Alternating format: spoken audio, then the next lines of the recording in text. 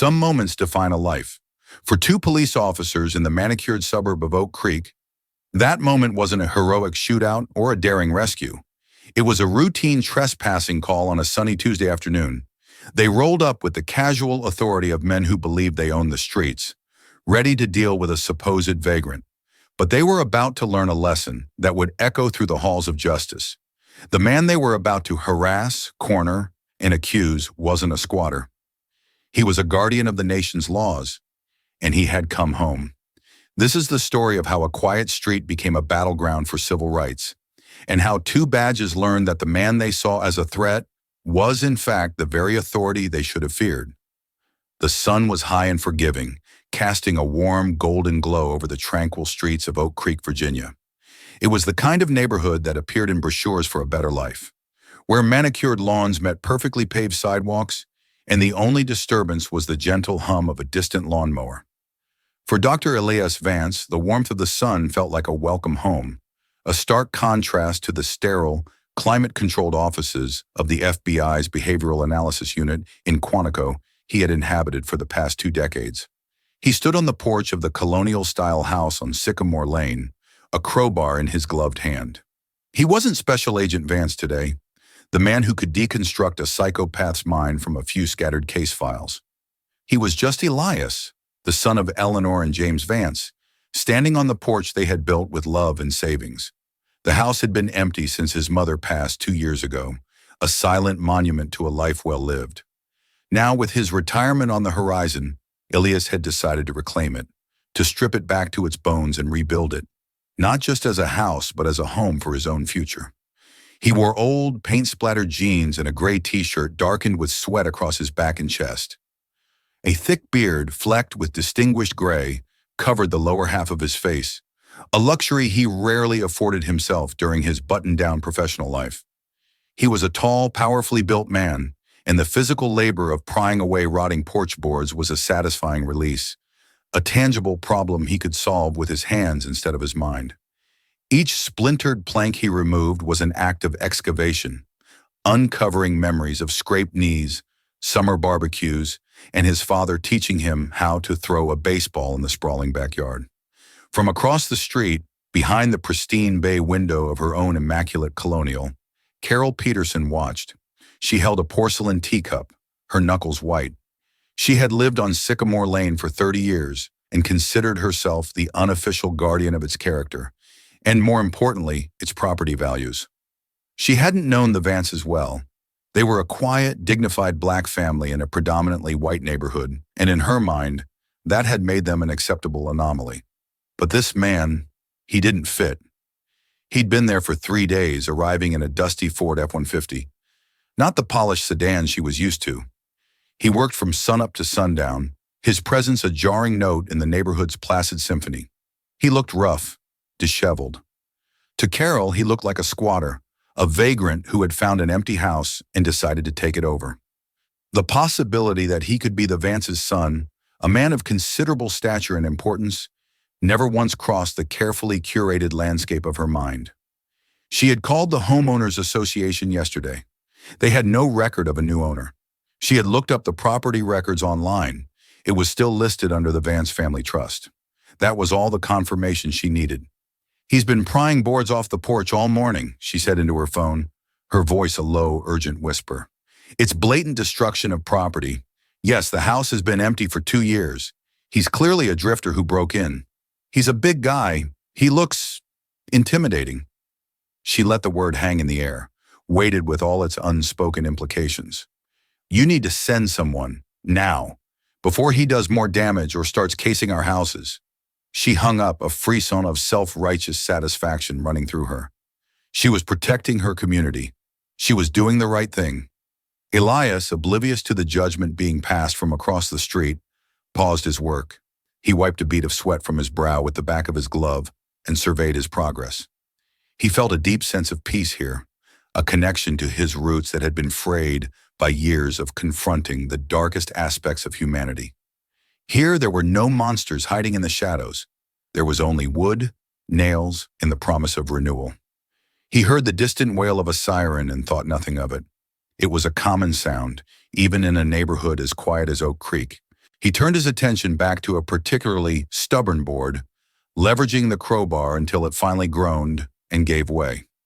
He was so focused, so lost in the rhythm of his work and the warmth of his memories, that he didn't notice the black and white cruiser until it had already pulled up to his curb, its tires making a soft crunching sound on the gravel shoulder. The gentle hum of the neighborhood had just been broken. The doors of the Oak Creek Police Department cruiser opened with a practiced metallic click. The first officer out was Kyler Miller. He was a man in his late 40s with a military-style buzz cut and a face that seemed permanently set in a sneer of mild disapproval. He had been on the force for 20 years and carried himself with the heavy swagger of someone who believed his badge gave him infallible judgment. His partner, Jake Schmidt, was younger, barely 5 years on the job, with a nervous energy that he tried to conceal behind a stoic mask. He saw Miller not just as a senior partner, but as a mentor, and he mirrored his movements and attitudes with a near-subconscious loyalty. Miller's eyes swept over the scene, the dusty pickup truck, the pile of old wood on the lawn, and the large black man in sweat-soaked clothes standing on the porch. His brain, conditioned by 2 decades of confirmation bias, processed the image and delivered a swift, simple verdict. Carol Peterson was right. Trouble. Well, what do we have here?" Miller said, his voice loud enough to carry across the lawn, dripping with condescension. He didn't unclip his holster, but his hand rested casually on the butt of his Glock, a subtle gesture of dominance. Elias Vance turned slowly, the crowbar still in his hand. His profiler's mind instantly kicked in, overriding the simple annoyance of being interrupted. He cataloged everything in a fraction of a second. Officer Miller, alpha male, confrontational posture, seeks to establish control immediately. Officer Schmidt, beta, follows lead, visibly less confident, eyes darting nervously. This is a dominance play from the start. He placed the crowbar deliberately on the porch floor, making sure the movement was slow and non-threatening. He raised his empty gloved hands slightly. "Good afternoon, officers. Is there a problem?" he asked, his voice calm and even, a trained instrument of de-escalation. "That's what we're here to find out," Miller retorted, stopping at the edge of the lawn. Schmidt flanked him a few feet to the right. "We got a call about a suspicious individual trespassing and vandalizing this property." Elias felt a familiar, weary tightening in his chest. He had worn a suit and tie for so long, had commanded rooms full of agents, had briefed generals and politicians. But here, in his own front yard, in old clothes, he was just a suspicious individual. "There must be a misunderstanding," Elias said, keeping his tone polite but firm. "This is my property. I'm renovating it." Miller let out a short, incredulous laugh. It wasn't a laugh of humor. It was a tool of dismissal. "Your property? That's a good one. We know for a fact this house has been vacant for 2 years. Belongs to the Vance family." "That's correct," Elias said, his patience beginning to fray at the edges. "My name is Elias Vance. This was my parents' home." Miller exchanged a look with Schmidt, a smirk playing on his lips. "Sure it is, buddy. And I'm the King of England. You got any ID on you that says Vance?" This was the critical juncture. Elias knew it.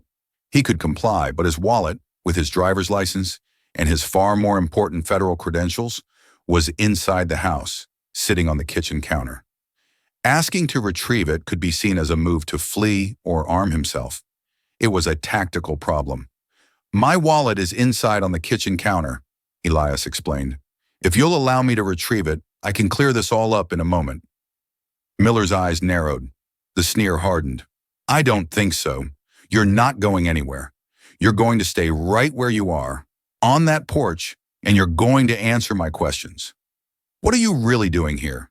Casing the neighborhood? Looking for copper pipes to strip?" The accusation was so nakedly prejudiced, it was almost a caricature.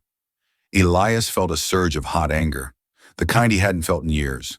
It was the primal rage of being unjustly accused, of being seen not as a man, but as a stereotype. But his training was a formidable dam. He held the anger back, keeping his voice steady. "Officer," he said, his tone dropping slightly, losing its gentle edge and gaining a core of steel. "I am the legal owner of this residence. I am not trespassing, and I am not a thief. I am telling you my identification is inside. We can resolve this peacefully right now. You see, Jake? Miller said to his partner, completely ignoring Elias. This is what they do. They argue. They try to talk their way out of it. They think they're smarter than you. He turned his full attention back to Elias, taking a step onto the lawn, closing the distance. I'm done asking nicely. Put your hands on your head. You're being detained for suspicion of trespassing and criminal mischief. Schmidt, taking his cue, moved to the side, his hand now formally resting on his weapon. The suburban quiet was gone, replaced by a tense, humming silence, broken only by the chirping of a distant bird, oblivious to the drama unfolding on Sycamore Lane. The welcome mat had been pulled out from under Elias Vance, and in its place was the cold, hard reality of a confrontation he hadn't sought, but was now fully prepared to finish. The air on the porch grew thick and heavy. For Elias Vance, time seemed to slow down, each second stretching into a distinct, analyzable moment. He was no stranger to high-stakes confrontations, but those had been in dark alleys, hunting serial killers, or intense interrogation rooms breaking down suspects. This was different. This was a violation of a sacred space, his own home. The indignity of it was a sharp, metallic taste in his mouth. I'm going to say this one last time, officer, Elias stated, his voice now devoid of any warmth. It was the voice he used at Quantico, a voice that commanded attention and conveyed absolute seriousness. I am not a suspect. I own this house. You are making a grave mistake. Officer Miller saw this not as a warning, but as a challenge to his authority. In his world, compliance was non-negotiable, especially from someone who fit his preconceived profile of a criminal. Mistake? Miller scoffed, stepping onto the first porch step, his boots making a loud thud on the wood. He was now in Elias's personal space. The only mistake here was yours, thinking you could set up shop in a neighborhood like this and not get noticed. Hands on your head, now, or I will put them there for you. Elias stood his ground. He didn't move. It was a calculated risk. To comply would be to accept the role of a criminal. To resist would invite violence. But to simply stand, calm and resolute, was a form of defiance Miller was not equipped to handle. It was passive resistance, a tactic that often enraged aggressors, looking for an excuse to escalate. It worked. Miller's face flushed a deep, angry red. That's it. You want to do this the hard way? He lunged forward, grabbing Elias's left arm with surprising speed. Turn around, he barked, trying to wrench the arm behind Elias's back. But Elias Vance was not an easy man to move. Years of FBI defensive tactics training were ingrained in his muscle memory. Without thinking, his body reacted. He didn't strike back. He simply shifted his weight, using Miller's own momentum against him. He pivoted, breaking the grip easily and creating space between them. It was a fluid, economical movement, the kind that spoke of years of practice. The move shocked Miller. He had expected a clumsy, untrained man, not someone who could effortlessly neutralize his hold. For a split second, a flicker of uncertainty crossed his face before being replaced by even greater fury. He saw it as resisting arrest. He's resisting!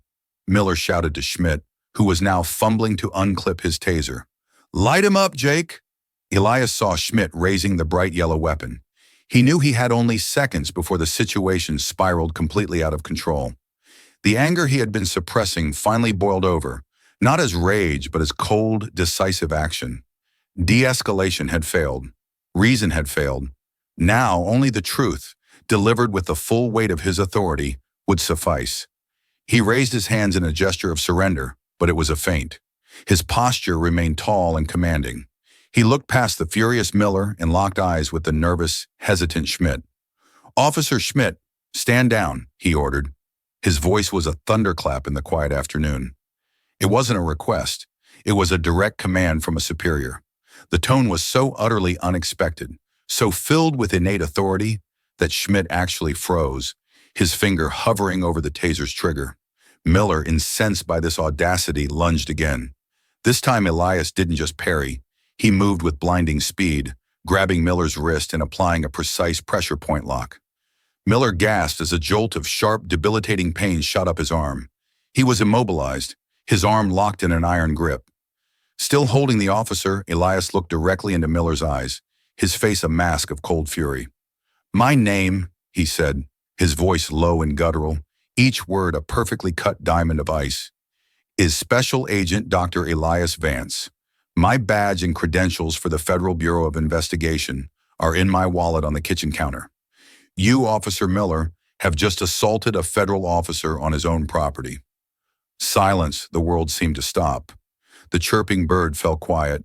The hum of the lawnmower was gone. Miller's face, contorted in pain, was now slack with utter, dumbfounded disbelief. He stared at Elias, searching for a lie, a bluff, anything to make sense of what he had just heard. He saw nothing but the unwavering conviction of a man who was telling the absolute truth. Schmidt, his taser still half raised, looked from his partner's shocked face to the powerful, composed man holding him. FBI? The letters seemed to hang in the air, alien and terrifying. They had been called to a simple trespassing.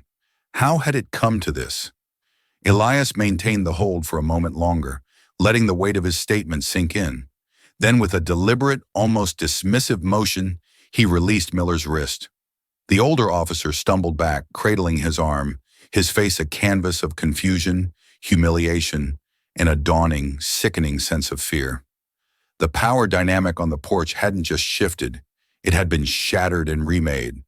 The authority they thought they had was an illusion, and they had just aimed it at the one man in the neighborhood they absolutely shouldn't have. The aftermath of Elias's declaration was a thick, ringing silence. Officer Miller rubbed his wrist, his face cycling through a kaleidoscope of emotions. Disbelief, anger, and the cold, creeping dread of a man who has just walked off a cliff and has yet to hit the ground. Officer Schmidt stood frozen, the taser now feeling impossibly heavy in his hand. "FBI," Miller finally stammered, the word tasting like ash in his mouth. He was trying to reassert his bravado, but it came out as a weak, pathetic squeak. "You're lying. You think saying that makes a difference? You're a trespasser resisting arrest." Elias looked at him with something bordering on pity. "Officer, your hole is deep enough. I suggest you stop digging." He then turned his gaze to the younger, more visibly shaken officer. "Officer Schmidt, you have your radio, you have a dispatcher. I am going to give you my FBI identification number from memory. I want you to run it. Right now." He recited a 9-digit number, clear and precise. "The name is Special Agent Elias Vance, Behavioral Analysis Unit, Quantico. Ask your dispatcher to confirm my status with the Bureau's Washington field office." Miller wanted to interrupt, to scream, to maintain control, but the specificity of the information, the ID number, the unit, the field office, was like a series of body blows. Bluffs weren't usually this detailed. Schmidt, looking at Miller for guidance and receiving only a confused glare, made a decision. With a trembling hand, he raised his radio to his mouth. "Dispatch, this is 3 Adam 15. I need a status check. I have a party on scene claiming federal status." He relayed the name and number Elias had provided. The radio crackled back a moment later. 10-4, 3 Adam 15, stand by." The wait was excruciating. It couldn't have been more than 60 seconds, but on the porch of the colonial house on Sycamore Lane, it felt like an eternity. Miller paced in a small, tight circle on the lawn, muttering under his breath. Elias stood perfectly still, a statue of patience, his arms crossed over his chest. He was projecting calm, but inside a cold, controlled fury was solidifying. The violation was complete. Now the consequences would begin. Then the radio squawked to life, and the dispatcher's voice was different. The professional monotone was gone, replaced by a tone of high-pitched urgency. 3 Adam 15. Be advised, subject is confirmed. I repeat, confirmed active special agent, Federal Bureau of Investigation. Supervisory rank. Dispatch is receiving a priority call from the Washington field office on the main line right now. They're asking for your unit commander's direct cell number. Sir, you need to confirm your situation. The word sir was the final nail in the coffin. Dispatchers didn't call patrol officers sir. Schmidt's face went white. He looked as if he had seen a ghost. He lowered the radio, his hand shaking so badly he could barely hold it. He looked at Miller, his eyes wide with panic. "Kyler, it's real. He's real." Miller froze. The world tilted on its axis. Every decision he had made in the last 10 minutes replayed in his mind, but now they were cast in a horrifying new light.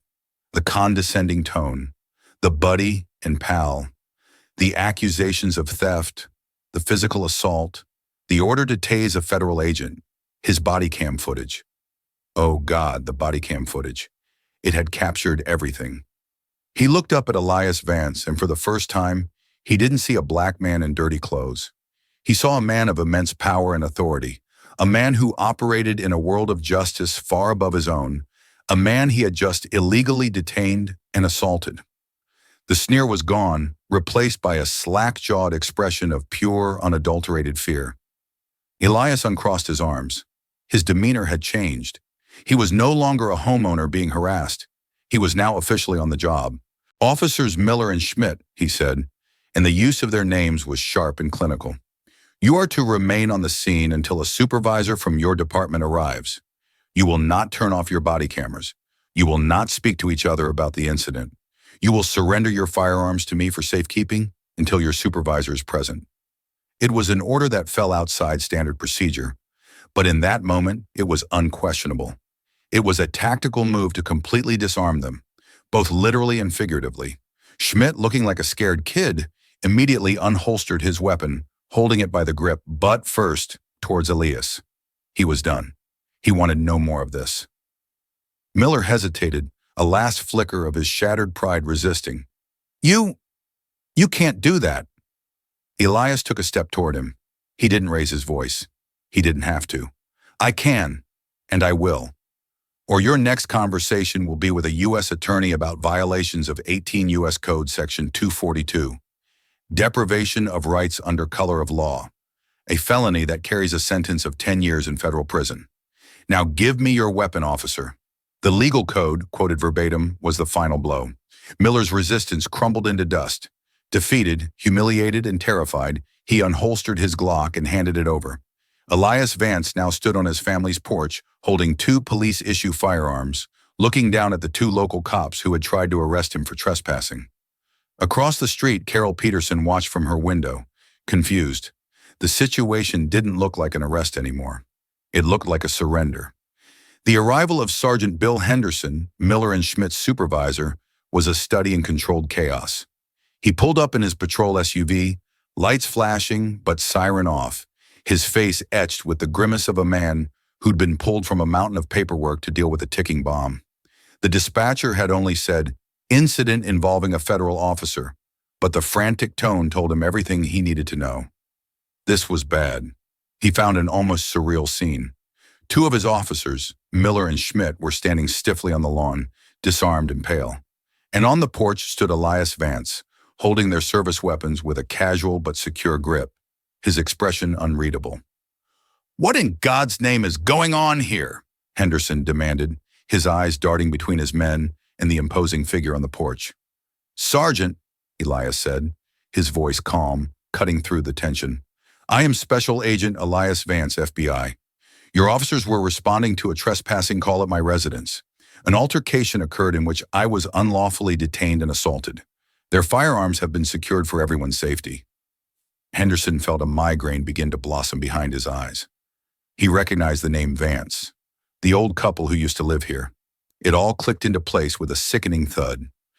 "My wallet is just inside the front door," Elias continued. "I suggest you retrieve it, verify my credentials, and then we can have a productive conversation. Your officers will remain silent." Nodding grimly, Henderson did as he was told. He returned a moment later, holding the wallet open. He stared at the golden badge and the crisp official photo ID. Supervisory Special Agent, Behavioral Analysis Unit. He felt his stomach clench. This wasn't just some field agent. This was a senior profiler from the legendary BAU. These were the guys who hunted the monsters. And Miller had just tried to arrest one for pulling up his own floorboards. "Agent Vance, Dr. Vance." "Sir," Henderson stammered, "I cannot begin to apologize." "Don't," Elias cut him off, not unkindly. "Apologies are for later. Right now, we deal with the situation. Your officers need to be removed from this property. A formal complaint will be filed. Just then, Elias's cell phone, which he'd left on the porch railing, began to ring. The caller ID flashed a name that made Henderson's blood run cold. SAC Isabella Rossi, special agent in charge of the Washington field office. The storm had just made landfall. Elias answered, his tone shifting from authoritative to professionally deferential. Rossi. The voice on the other end was audible even from a few feet away, sharp, powerful, and utterly devoid of amusement. Elias, I just got a call from OPR, who got a call from some terrified police dispatcher in Virginia. They said 2 local cops tried to tase you. Tell me what's happening right now. Elias calmly recounted the events of the last 20 minutes, his description sparse, factual, and damning. The situation is under control. The officers have been disarmed. Their supervisor is on site. Good, Rossi's voice crackled. Do not give them their weapons back. I want their names, badge numbers, and a direct line to their chief of police. An investigative team from my office in the Department of Justice Civil Rights Division is being assembled as we speak. They will be there within 2 hours. Do you require medical attention, Elias? Negative. I'm fine. All right, secure the scene. Do not let those officers leave until our people get there. I want them sequestered. And Elias, I am so sorry this happened to you. It's not your fault, Isabella, he said, and hung up. He turned back to the now petrified Sergeant Henderson. Your chief of police is Robert Davies, correct? My SAC will be contacting him shortly. Officers Miller and Schmidt are now part of a federal investigation. They are not to leave. They are to be placed in separate vehicles and are not to communicate. Henderson could only nod, his mind reeling. DOJ Civil Rights Division. This had escalated from a departmental headache to a full-blown federal crisis in the span of a single phone call. He escorted Miller and Schmidt, now ashen-faced and silent, to his SUV. Miller shot a look at Elias, a toxic cocktail of hate, fear, and disbelief. He had been the king of his small kingdom for 20 years, and in 20 minutes, his kingdom had been burned to the ground by a man he had mistaken for a vagrant. As Henderson secured his officers, another car pulled up. It was a sleek black sedan. A woman in a sharp business suit stepped out. Amelia Hayes, a civil rights attorney, and an old friend Elias had called just before Rossi. He'd left a simple, urgent voicemail. She had clearly gotten it. She walked up to the porch, her eyes taking in the scene with a practiced, analytical gaze. Elias, she said, her voice low. Your message sounded interesting. Looks like I underestimated. Amelia, he replied, a grim smile touching his lips for the first time that day. Thanks for coming. It seems I have a bit of a legal situation here. He gestured towards the police cars. Meet the welcoming committee. The pieces were now in motion. The institutional gears of the FBI and the Department of Justice were beginning to grind, their full weight preparing to descend upon the small Oak Creek Police Department. The storm Elias Vance had weathered alone was over. Now the hurricane was on its way. The next 48 hours were a blur of methodical, relentless action. The arrival of the team from the Washington field office was like a scene from a movie. 4 agents in dark suits descended upon Sycamore Lane, their demeanor a stark contrast to the small-town vibe of the Oak Creek PD. They moved with quiet, intimidating efficiency, directed by a senior agent named David Chen, who reported directly to SAC Rossi. Their first act was to take possession of the body cam footage from Miller and Schmidt. Chief Robert Davies of the Oak Creek PD, a portly man just 2 years from retirement, had initially tried to handle it internally. He'd called Elias personally, offering a profuse, fumbling apology and promising a thorough and transparent internal investigation. With all due respect, Chief Davies, Elias had replied coolly over the phone, transparency is no longer optional. The footage is now evidence in a federal inquiry. My attorney, Amelia Hayes, will be in touch. Davies watched the unedited footage in his office, his stomach churning with each passing second. It was worse than he could have imagined. Miller's overt, sneering racism was on full display. His escalating aggression, his dismissal of every attempt Elias made to reason with him, his outright lies about Elias resisting. It was a textbook case of police misconduct. Schmidt was no better. His complicity, his failure to intervene, his eagerness to deploy his taser on his partner's illegal command, it was all there, captured by the unblinking eye of the camera. The video didn't just show a mistake, it documented a crime. The karma for officers Miller and Schmidt began to grind them down with terrifying speed. They were placed on immediate, unpaid administrative leave. The department, under pressure from the city's lawyers who were already panicking about the impending lawsuit, confiscated their badges and service weapons.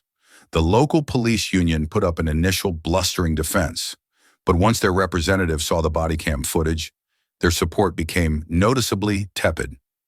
"This is indefensible," the union rep told Miller in a hushed, angry tone. "What were you thinking, Kyler? You assaulted an FBI agent on his own property. There's no spin for this." But the professional consequences were only the beginning. The story inevitably leaked. A clerk in the city manager's office with a cousin at the local news station made a phone call. The headline on the evening news was explosive. Oak Creek officers under federal investigation after confrontation with decorated FBI profiler. The public fallout was immediate and brutal. The Oak Creek Police Department was inundated with calls from angry citizens. National news outlets picked up the story. Suddenly, the quiet, affluent suburb was the latest flashpoint in the ongoing national debate about policing and race. Protesters began to gather peacefully outside the police station, holding signs that read, "Badges aren't shields," and "Justice for Dr. Vance." For Carol Peterson, the woman who had made the initial call, the karmic blow was more personal. Two FBI agents, a man and a woman in crisp suits, knocked on her door. They weren't aggressive. They didn't need to be. They simply sat in her immaculate living room and asked her to recount her 911 call. They played the recording for her. "He looks intimidating," her own voice echoed in the silent room. "Mrs. Peterson," the female agent asked, her voice neutral, "what specifically did you find intimidating about Dr. Vance?" Carol stammered, unable to articulate an answer that wasn't rooted in pure prejudice. "Well, he was a large man, and his clothes, the way he was tearing at the house. He was renovating his own home," the agent stated flatly. "Did he ever look at you? Threaten you? Did he do anything at all besides manual labor on his own property?" Carol had to admit that he hadn't. The agents took her statement, thanked her for her time, and left. But her comfortable world was shattered. Her neighbors who had seen the news now looked at her differently. The whispers followed her when she checked her mail. She was the woman who had sicked the police on a decorated FBI agent because he was black. Her role as the neighborhood's guardian had been exposed for what it was, the ugly, petty tyranny of prejudice. The shame was a heavier burden than any legal penalty. Meanwhile, Amelia Hayes, Elias's attorney, filed a civil rights lawsuit against the city of Oak Creek, the police department, and officers Kyler Miller and Jake Schmidt personally. The suit was a masterwork of legal devastation, citing not only the events on the porch, but also a documented history of disproportionate stops and arrests of minorities by Officer Miller. Records the FBI had subpoenaed and provided. The system that Miller and Schmidt had weaponized for so long was now turning its full, formidable power back on them. Their careers were over. Their reputations were in ruins. And the federal government, represented by the man they had tried to arrest, was just getting started. The conference room at the Oak Creek Municipal Building was aggressively bland. A soulless space of beige walls, a long, polished mahogany table, and institutional-grade carpeting. It was a room designed for budget meetings and zoning disputes. Yet today it was the stage for a career execution. The air was thick with a tension that the humming air conditioning unit couldn't dissipate. At the head of the table sat Police Chief Robert Davies, his face a mask of weary resignation. Flanking him were two city council members and a stern-faced internal affairs captain, forming the disciplinary board. Kyler Miller and Jake Schmidt sat on one side of the table, accompanied by a beleaguered police union representative who looked as if he'd rather be anywhere else. Miller was attempting a facade of indignant resolve, his back ramrod straight, his jaw clenched. But a frantic, hunted look in his eyes betrayed his terror. He was a man clinging to the wreckage of his life, trying to pretend he was still the captain of the ship. In stark contrast, Jake Schmidt was a portrait of defeat. He was slumped in his chair, his gaze fixed on the swirling patterns of the wood grain on the table, his complexion a sickly, pale gray. He looked like a man who had already accepted his fate and was simply waiting for the axe to fall. On the opposite side sat Dr. Elias Vance and his attorney, Amelia Hayes. Elias was the picture of calm authority. He wore a tailored charcoal suit that fit his powerful frame perfectly, a silent testament to the professional world Miller had refused to see. He wasn't there for vengeance.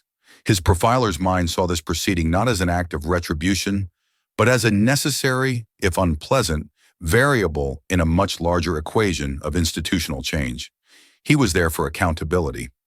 Amelia sat beside him, a leather-bound legal portfolio open before her posture radiating a sharp predatory focus. She was here for justice, and she intended to get it. Chief Davies cleared his throat, the sound unnaturally loud in the quiet room. "This hearing is now in session," he began, his voice heavy. "We are here to review the events of August 12th concerning the conduct of Officer Kyler Miller and Officer Jake Schmidt. The primary evidence to be reviewed is the body camera footage from both officers. We will now play that footage, unedited." A technician dimmed the lights and a large screen at the end of the room flickered to life. The footage began, jerky at first, showing the view from Miller's chest. The idyllic, sun-drenched street, the casual, condescending conversation with Schmidt in the car. Then the approach. The room was utterly silent as they watched the scene unfold. Miller's voice, amplified by the speakers, filled the space with its sneering arrogance. "Well, what do we have here?" The board members watched Elias, on screen, remain calm and composed, his voice a model of reason. They saw Miller dismiss every explanation, his prejudice dripping from every word. "Sure it is, buddy, and I'm the King of England." A councilwoman visibly flinched when the on-screen Miller barked, "You're going to answer my questions. What are you really doing here? Casing the neighborhood? Looking for copper pipes to strip?" In the sterile quiet of the hearing room, the naked racism of the accusation was horrifyingly stark. The escalation was even worse to witness. When Miller lunged for Elias's arm, the union representative squeezed his eyes shut for a moment. The fluid defensive motion from Elias was clearly not an act of aggression, yet they heard Miller shout, "He's resisting! Light him up, Jake!" The camera swung wildly, capturing a glimpse of Schmidt fumbling for his taser. Then came the climax. The board watched, mesmerized, as the man they had only seen in work clothes on screen, the vagrant, immobilized a sworn police officer with practiced ease. And then his voice, a low, powerful growl that seemed to make the very air in the room vibrate. "My name is Special Agent Dr. Elias Vance. My badge and credentials for the Federal Bureau of Investigation are in my wallet on the kitchen counter. You, Officer Miller, have just assaulted a federal officer on his own property." The video continued, capturing the stunned silence, the frantic radio call, and the dispatcher's terrified confirmation. When the footage finally ended and the lights came up, the atmosphere in the room had changed. It was no longer a hearing, it was a sentencing. Chief Davies, his face ashen, turned to Miller. "Officer Miller, do you have any statement to make in your defense?" Miller stood, his chair scraping loudly against the floor.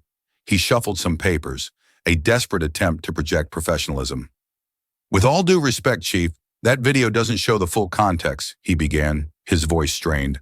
"I was responding to a call from a concerned citizen. The subject was non-compliant with verbal commands.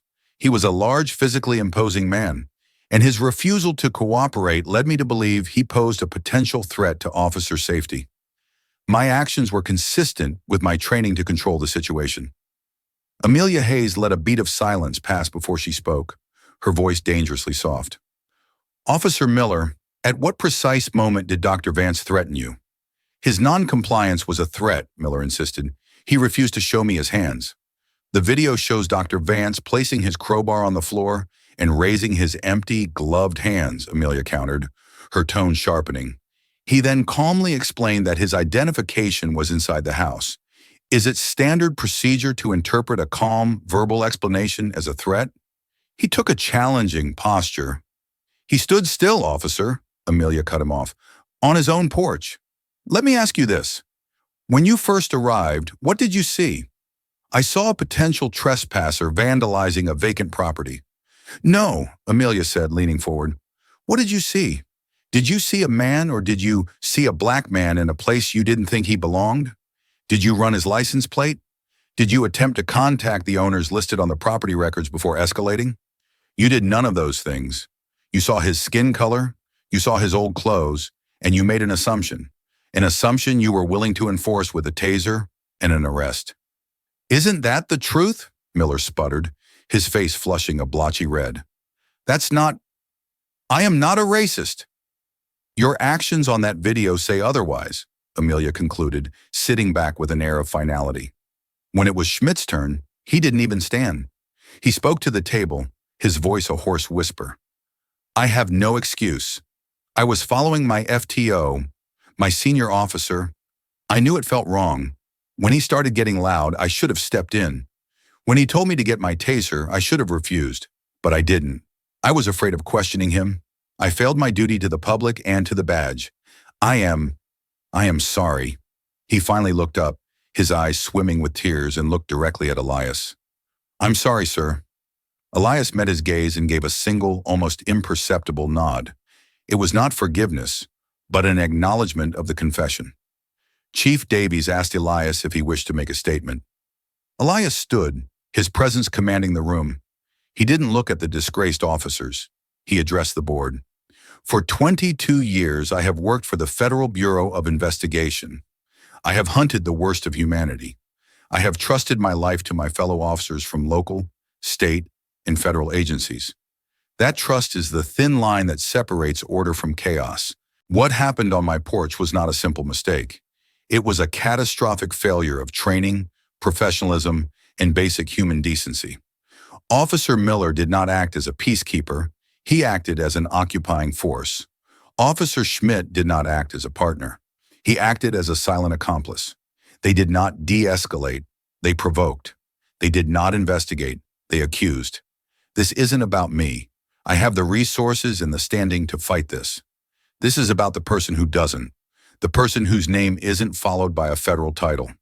Your decision today isn't just about terminating 2 officers. It is about affirming whether the badge in Oak Creek is a symbol of protection for all its citizens or a weapon to be used against some of them. He sat down. The silence that followed was absolute. The board didn't even confer for long.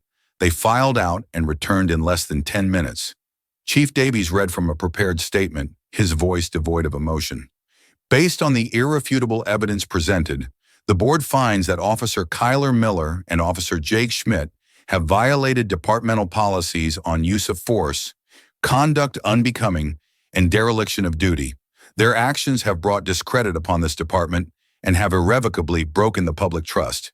Effective immediately, your employment with the Oak Creek Police Department is terminated. The finality of the words hit Miller like a physical blow. He slammed his fist on the table. You're throwing away 20 years of service. 20 years, he roared, his face contorted in a mask of rage and disbelief. For one misunderstanding. Kyler, sit down, the union rep hissed, pulling at his arm. But Miller was beyond reason. He was a cornered animal. It was Sergeant Henderson, who had been standing by the door, who stepped forward and firmly escorted a shouting, protesting Kyler Miller from the room and from his life as a police officer. Schmidt simply stood, gave a final, broken look at Elias, and walked out, his shoulders slumped in utter defeat. The hearing was over, but the reckoning was not. 3 weeks later, the U.S. Attorney for the Eastern District of Virginia unsealed a federal indictment.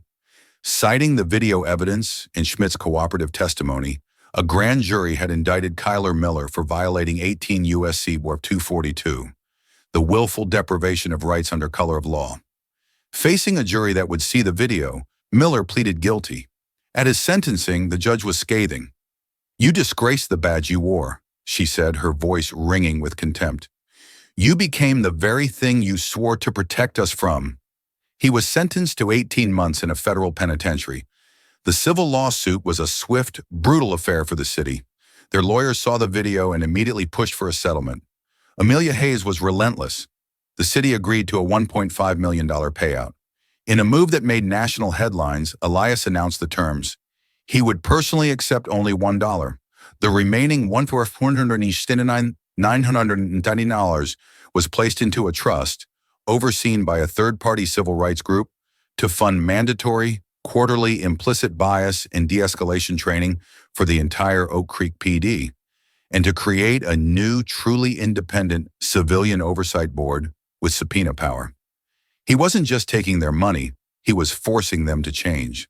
The ripple effects continued. Chief Davies, his legacy tarnished, served his last day and retired in quiet disgrace. Across the street from Elias, a for sale sign appeared on Carol Peterson's perfectly manicured lawn. The silent judgment of her neighbors and the shame of knowing she had been the catalyst for the entire ugly affair had become unbearable. Months later, the house on Sycamore Lane stood reborn. The new oak porch was solid under Elias's feet as he rocked gently in a chair his father had once loved. The renovation was complete. The house was no longer just an echo of the past, but a foundation for the future. The violation that had occurred on that very spot had been cleansed, not by paint and wood, but by the relentless, grinding wheels of justice. Karma had come to Oak Creek, not as a mystical force, but in the form of body cameras, federal statutes, and a man who refused to be seen as anything less than what he was. The sun set, casting long shadows across the peaceful lawn, and for the first time since he'd returned, Dr. Elias Vance felt the profound, unshakable peace of being truly, insecurely home. The story of Dr. Elias Vance is a powerful and sobering reminder that prejudice doesn't care about your job title, your accomplishments, or your character. It's a poison that can turn a peaceful afternoon into a battle for one's rights and dignity. But it's also a story of profound accountability. It shows what can happen when a corrupt system collides with an immovable object of integrity and power. The body cam didn't lie, the federal government didn't back down, and the officers who traded their duty to protect for the urge to dominate faced the full consequences of their actions. This wasn't just karma, it was the system for once, working exactly as it should. If this story of justice being served resonated with you, please help us share it. Hit that like button to show your support, share this video with your friends and family to spread the message of accountability, and most importantly, subscribe to our channel for more true stories that matter. Don't forget to ring that notification bell so you never miss an update. Thank you for listening.